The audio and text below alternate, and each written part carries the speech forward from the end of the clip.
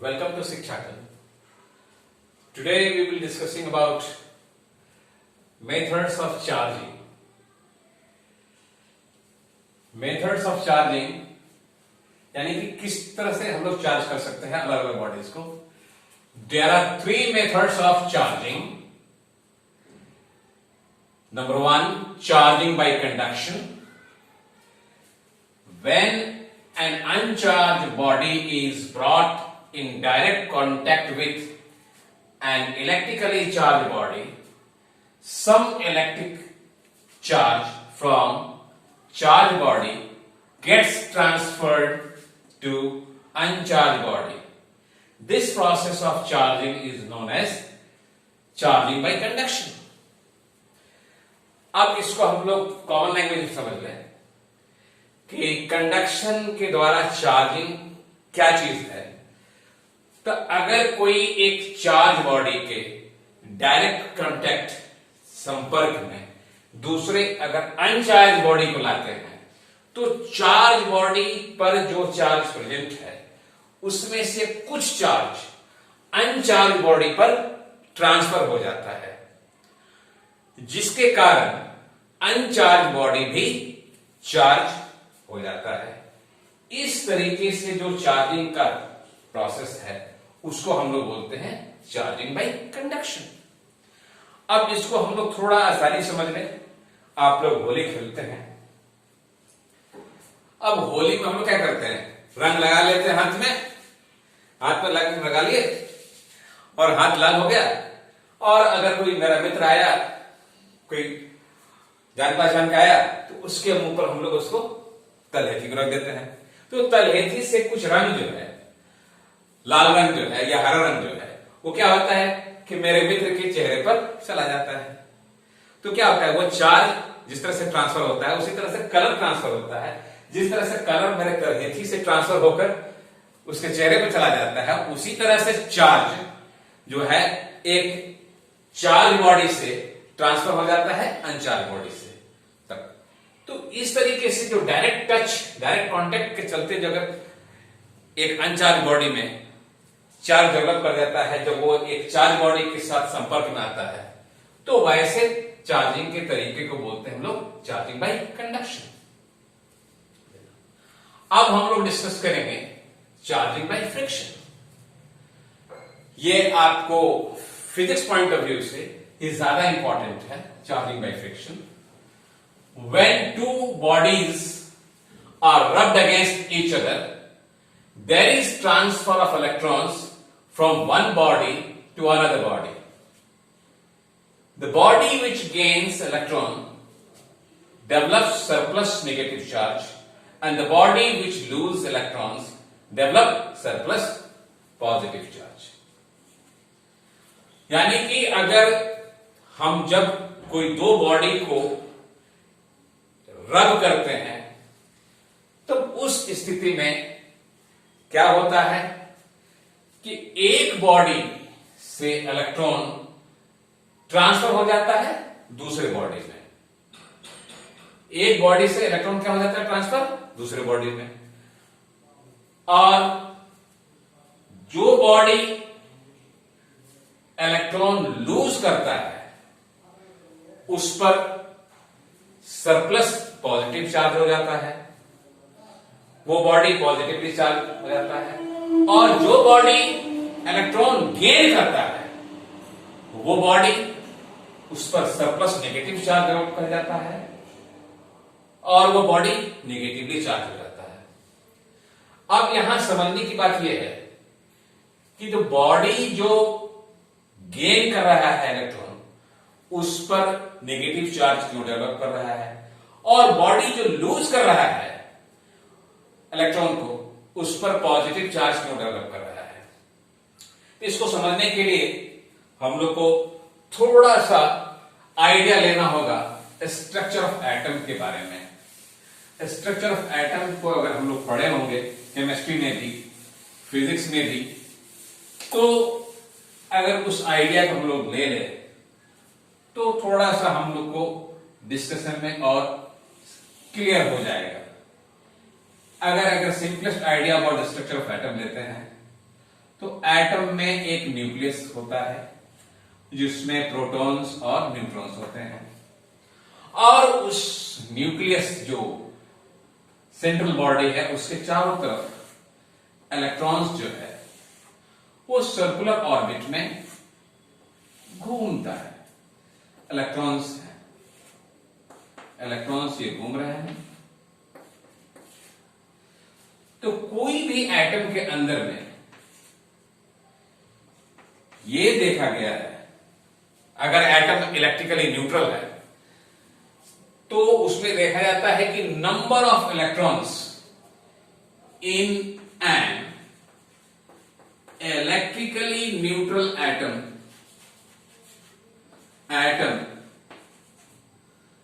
number of electrons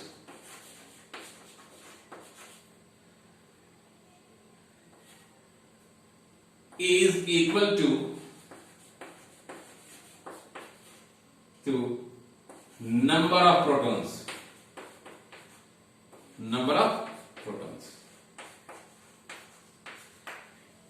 It means that is net negative charge in an atom is equal to net positive charge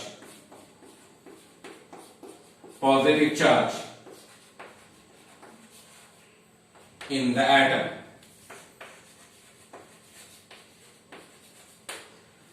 यानी कि अगर कोई atom की बात करें, न्यूट्रल एटम की बात करें, आयन नहीं हो, उसमें जितने भी इलेक्ट्रॉन्स घूम रहे हैं आउटर ऑर्बिट में, उस पर जो मौजूद नेगेटिव चार्ज है उतना ही के बराबर पॉजिटिव चार्ज उसी एटम के न्यूक्लियस में कन्फाइंड होता है। अगर मान लें कि ऑक्सीजन की बात करें तो ऑक्सीजन के ऑर्बिट में कितने इलेक्ट्रॉन्स हैं? 8 इलेक्ट्रॉन्स हैं, और उसके न्यूक्लियस में 8 प्रोटॉन्स हैं। यानी कि एटम एज ए होल जो है इलेक्ट्रिकली न्यूट्रल हो जाता है। Atom as a whole electrically neutral हो जाता है। अब यहां पर किसी भी कारण से अगर कोई एटम गेन करता है, इलेक्ट्रॉन गेन करता है, तो ये आउटर ऑर्बिट में तो इलेक्ट्रॉन का नंबर बढ़ गया, लेकिन न्यूक्लियस में जो प्रोटॉन है उसके नंबर में कोई चेंज नहीं होता है, जिसका रिजल्ट होता है कि एटम पर सरप्लस नेगेटिव चार्ज बढ़ जाता है और atom as a whole negatively charge behave कर जाता है। उसी तरीके से अगर किसी एटम के ऑर्बिट से, आउटर मोस्ट ऑर्बिट से इलेक्ट्रॉन निकलकर बाहर चले जा रहे हैं, तो उस स्थिति में क्या होता है कि न्यूक्लियस में जितने प्रोटॉन्स हैं उसके कॉम्पैरेटिव नंबर ऑफ इलेक्ट्रॉन्स घट जाता है। इसका रिजल्ट यह होता है कि आपको एटम पर सरप्लस पॉजिटिव चार्ज बढ़ जाता है कंपेयर टू नेगेटिव चार्ज। इसके कारण atom as a whole positive charge behave करने लगता है। तो यही चीज इसमें शामिल है चार्जिंग बाय फ्रिक्शन में। जब दो मटेरियल को रब करते हैं तो क्या होता है, ये फ्रिक्शन में जो एक्चुअल कांटेक्ट पॉइंट्स होते हैं वो एटॉमिक और मॉलिक्यूलर लेवल पर जाकर टच करते हैं, और जब एटॉमिक और मॉलिक्यूलर लेवल पर जाकर टच जब करते हैं तो उस स्थिति में एक type of atom electron lose करता है और दूसरा टाइप ऑफ एटम क्या करता है, इलेक्ट्रॉन गेन करता है। जिस टाइप ऑफ एटम के न्यूक्लियस में एट्रैक्टिव फोर्स ज्यादा है वो क्या करता है, कुछ इलेक्ट्रॉन को गेन कर लेता है, और अगर दो अलग अलग टाइप के मटेरियल है तो ऑब्वियसली उनके न्यूक्लियस के अंदर में जो एट्रैक्टिव स्ट्रेंथ है वो डिफरेंट होगा, और उसमें जो न्यूक्लियस स्ट्रांग होगा वो स्ट्रॉन्गर न्यूक्लियस क्या करेगा कि कुछ इलेक्ट्रॉन जो है वीकर न्यूक्लियस के डोमेन से खींच लेगा। इसके कारण क्या हो जाएगा कि जो इलेक्ट्रॉन को खींच लेगा वो बॉडी जो है वो नेगेटिवली चार्ज हो जाएगा, और जिससे खींच लेगा वो पॉजिटिवली चार्ज हो जाएगा। अब इस चीज चार्जिंग बाय फ्रिक्शन को हम लोग और अच्छी तरह समझने के लिए हमें ट्रिबोइलेक्ट्रिक सीरीज को समझना जरूरी है। हालांकि ये आपके कोर्स में नहीं है, लेकिन इसके रिक्वायरमेंट के हिसाब से, चार्जिंग बाय फ्रिक्शन के हिसाब से ट्रिबोइलेक्ट्रिक सीरीज को जानना अब जरूरी हो जाता है। तो ट्रिबोइलेक्ट्रिक सीरीज क्या है? It is the arrangement of materials in form of a series based on their tendency to lose और गेन इलेक्ट्रॉन्स। एक ऐसा सीरीज के रूप में मटेरियल्स को अरेंज किया गया है on the basis of experimental observation, जिसमें इलेक्ट्रॉन गेन या लूज करने के टेंडेंसी को ध्यान में रखते हुए एक सीरीज को बनाया गया। वो सीरीज जो है ट्रिबोइलेक्ट्रिक सीरीज कहलाता है। और उस ट्रिबोइलेक्ट्रिक सीरीज में जो एलिमेंट ऊपर की तरफ होते हैं, जो मटेरियल्स ऊपर की तरफ होते हैं, वो इलेक्ट्रॉन लूज करके पॉजिटिव चार्ज बनने का टेंडेंसी ज्यादा होता है कंपेयर टू वैसे मटेरियल जो ट्रिबोइलेक्ट्रिक सीरीज में नीचे की तरफ है। तो हम लोग ट्रिबोइलेक्ट्रिक सीरीज लिख रहे हैं, जो एक वर्टिकल अरेंजमेंट ऑफ मटेरियल्स है, जिसमें कॉटन को एक रेफरेंस लेवल पर माना गया है 0, और उसके ऊपर जो है जो मटेरियल्स हैं उनको इस तरह शो किया गया है कि कॉटन के रेस्पेक्ट में अगर पेपर को रब किया जाए तो पेपर पर पॉजिटिव चार्ज आ जाएगा, पेपर के रेस्पेक्ट में अगर सिल्क को रब किया जाए तो सिल्क पर पॉजिटिव चार्ज आ जाएगा, सिल्क को वुल के साथ रब किया जाए तो वुल पर पॉजिटिव चार्ज आ जाएगा। उसी तरह से कॉटन को स्टील के साथ रब किया जाए तो स्टील पर पॉजिटिव चार्ज आ जाएगा, ये नेगेटिव चार्ज आएगा। स्टील को वुड के साथ रब किया जाए तो वुड पर नेगेटिव चार्ज आ जाएगा। एम्बर को सीलिंग वैक्स के साथ रब किया जाए तो आपको सीलिंग वैक्स पर नेगेटिव चार्ज चलाएगा। यानी कि ये 0 रेफरेंस से जो ऊपर की तरफ बढ़ रहे हैं तो उसमें नेगेटिव चार्ज करने का, गेन करने का टेंडेंसी ज्यादा है, और 0 रेफरेंस लाइन से नीचे जितने हैं उसमें ये ऊपर की तरफ पॉजिटिव चार्ज गेन करने का टेंडेंसी ज्यादा है, और रेफरेंस लाइन से नीचे नेगेटिव चार्ज गेन करने का टेंडेंसी ज्यादा है। अगर हम इस चीज को और समझ लें कि अगर हम क्या करें कि आपको माइका और ग्लास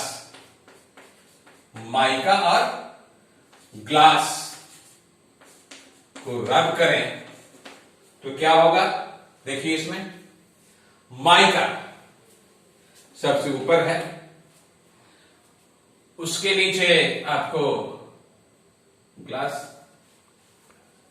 सबसे ऊपर है, और माइका और ग्लास, तो ग्लास में ज्यादा आपको पॉजिटिव चार्ज एक्वायर करने का टेंडेंसी है या माइका में?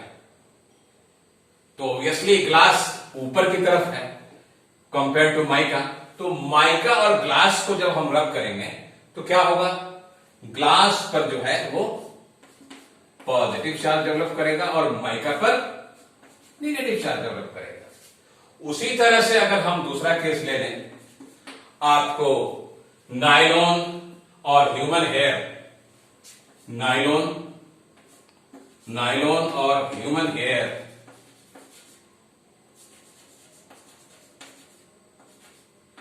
ये सबसे कॉमन एग्जांपल है कि नायलॉन का बना हुआ कंघी होता है, और कंघी को जब हम रगड़ते हैं सूखे हुए बाल में, वो आसानी समझ सकते हैं। तो अब देखिए यहां पर ह्यूमन हेयर ऊपर है या नायलॉन ऊपर है? ऑब्वियसली ह्यूमन हेयर ऊपर है। तो नायलॉन और ह्यूमन हेयर को रब करेंगे तो जो ऊपर की तरफ है ह्यूमन हेयर, वो पॉजिटिव चार्ज गेन करने का टेंडेंसी ज्यादा है, जिसके चलते क्या होगा कि ह्यूमन हेयर ये पॉजिटिव चार्ज डेवलप करेगा और नायलॉन नेगेटिव चार्ज डेवलप करेगा। अब हम लोग रेफरेंस लाइन के नीचे चलते हैं। अगर हम लोग इसको हार्ड रबर और एम्बर रब करें, hard rubber amber and hard rubber,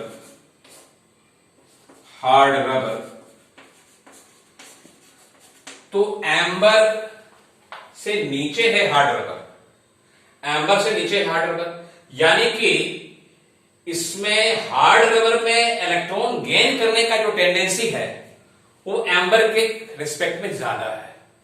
तो जब एम्बर और हार्ड रबर को अगर रब करेंगे तो हार्ड रबर एम्बर से कुछ इलेक्ट्रॉन खींच लेगा और क्या हो जाएगा, एम्बर पॉजिटिव चार्ज हो जाएगा और हार्ड रबर नेगेटिव हो जाएगा।